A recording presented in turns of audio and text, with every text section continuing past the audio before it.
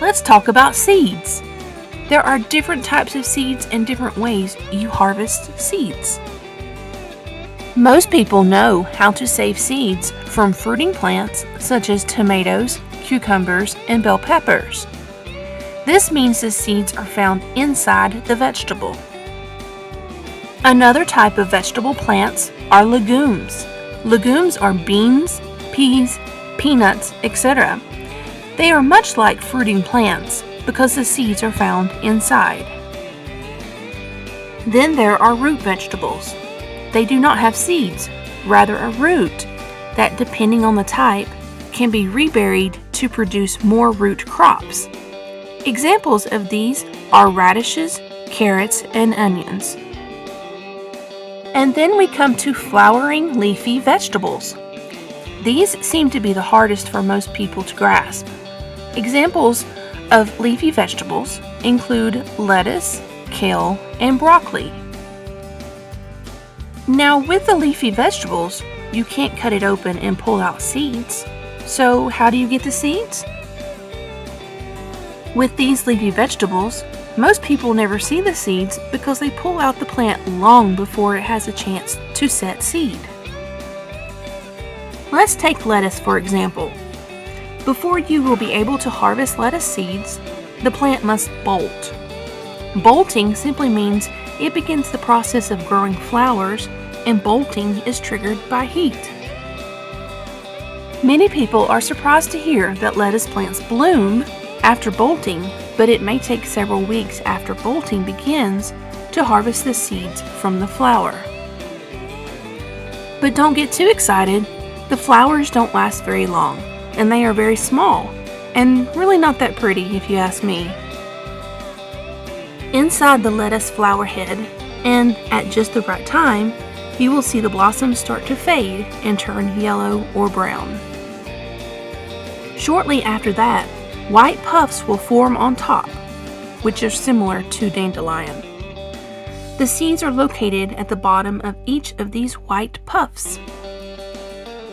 One flower can produce hundreds of seeds. To get the maximum number from each plant, be sure to check the pods daily and harvest them as they mature. Otherwise, they will blow away in the wind if you wait too long, which means you won't be able to collect as many. Lettuce seeds tend to have a lot of flower head pieces and other debris mixed in with the seeds after harvesting. It can be difficult to get rid of all of it. But don't worry, a little bit won't affect the ability to save or grow them. Pick out the largest pieces of the debris and do the best you can to separate the seeds from the smaller bits. With any seed, it's important to allow seeds to dry completely before saving them. That way, you will avoid any potential molding. To do that, simply lay them out on a dry surface where they will be protected from any type of wind or moisture. I usually lay them on paper towels and let them air dry for at least 2 weeks. I do think the fruiting, legumes, and root vegetables are easier. However, once conquered, the flowering plants can be just as rewarding. Now let's move on to root vegetables and talk about them more.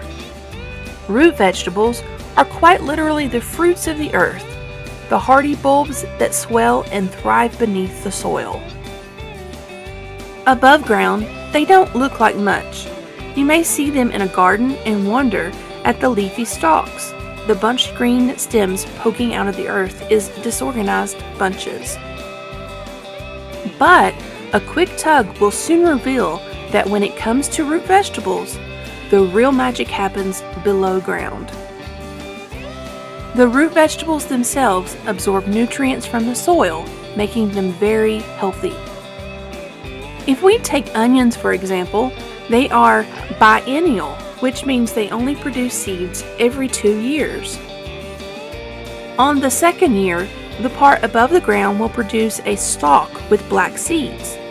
It's easiest to let them dry out while on the stalk. Take a paper bag and place over the top of the seed heads on the stalk. Remove the entire bunch and shake to have the seeds come off inside the bag.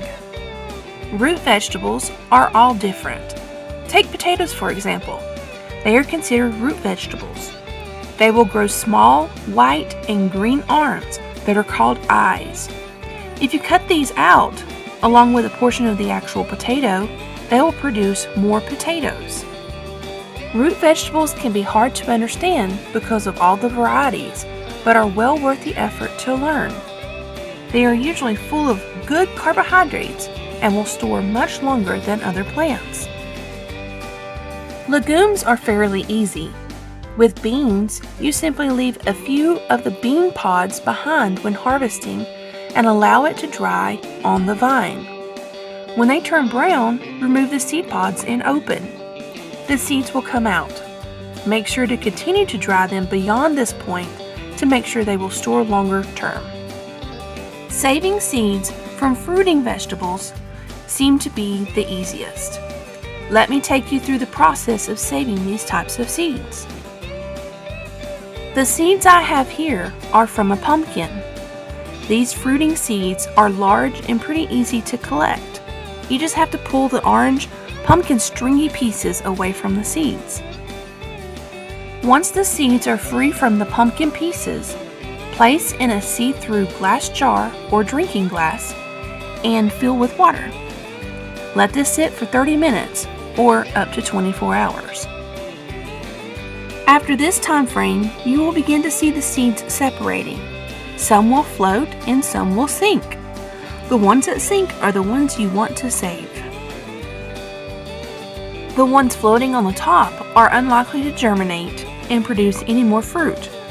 Discard these, or if you're like me and have goats, you can give these pumpkin seeds to them and they act as a natural dewormer. You can also put these through an oil press and obtain oil that can contribute to your own homemade vegetable oil.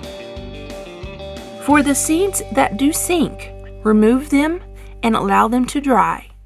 I like to place them on a paper towel in a single layer. You can also place on a kitchen towel. Let them sit and dry for a week. After the week, take the seeds and flip them over. Sometimes they will stick to the paper towel. I like to let these dry for another week in an airy location. Airy enough to dry, but not airy enough to move the seeds.